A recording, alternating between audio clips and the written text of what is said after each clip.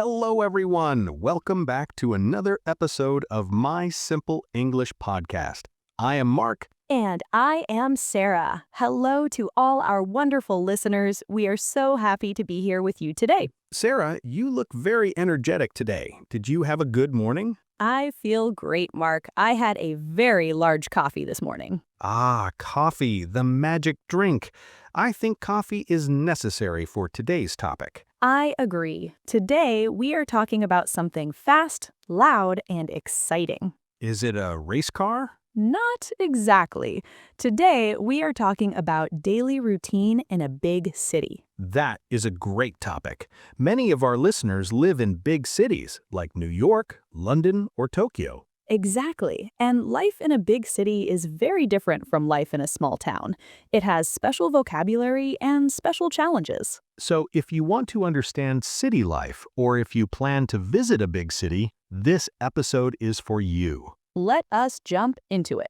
Okay, Sarah, when I think of a big city, I think of the morning. How does the day start? It usually starts early, and that brings us to our first key word for today. The word is commute. Commute. Can you explain that, Sarah? Sure.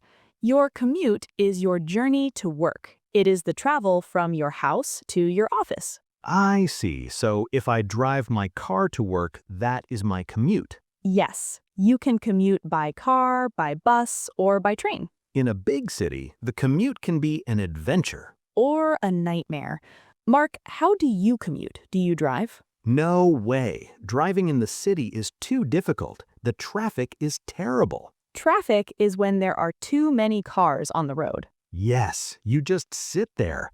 Beep, beep. Everyone is honking their horns. It is very frustrating.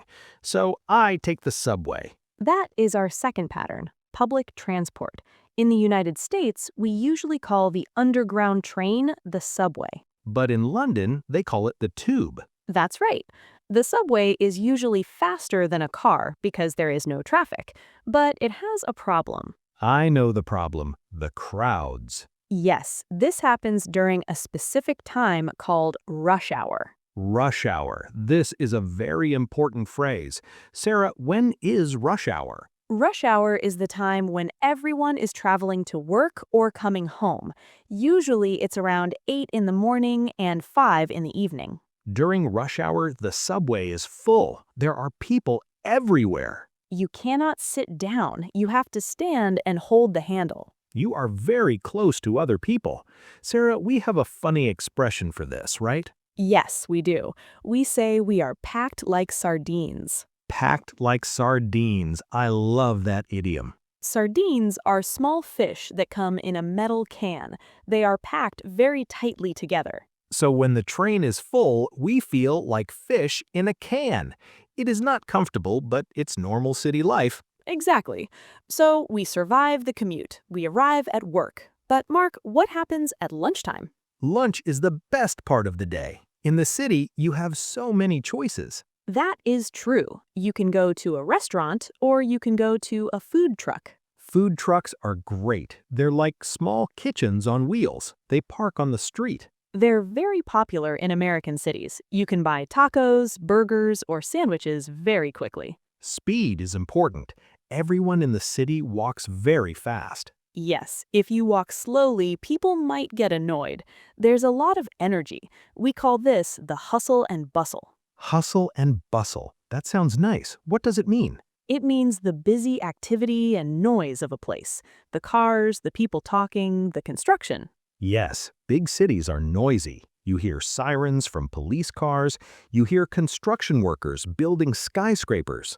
A skyscraper is a very, very tall building. It looks like it touches the sky. Skyscrapers are beautiful, especially at night. But Sarah, sometimes the hustle and bustle is too much. I understand. Sometimes you need a break. Where do you go when you need nature in the city? I go to the park. Almost every big city has a large park, like Central Park in New York. It's like an oasis, a quiet place in the middle of the noise. Exactly. You can sit on a bench, eat your lunch, and forget about the traffic. That balance is important. You need the excitement of the city, but also some quiet time. I agree completely. Now, Mark, I think it's time for a little cultural tip. Excellent. What is our tip for today? Today's tip is about subway etiquette. Etiquette means good manners. Oh, this is important. What should we do on the subway? First, when you're waiting for the train, always let people get off the train before you try to get on. That makes sense. Don't block the door. Right. And secondly, in many cities like London or Washington, D.C., if you're standing on an escalator, you should stand on the right side. Ah, yes. Stand on the right, walk on the left. Exactly. People in the city are in a hurry. If you stand on the left, you block the people who want to walk up the stairs. And they might get angry, so stand on the right to be polite. Perfect.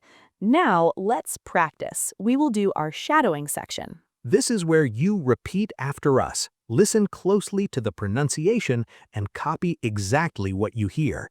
I will leave a quiet space after each sentence for you to speak. Are you ready? Let's go.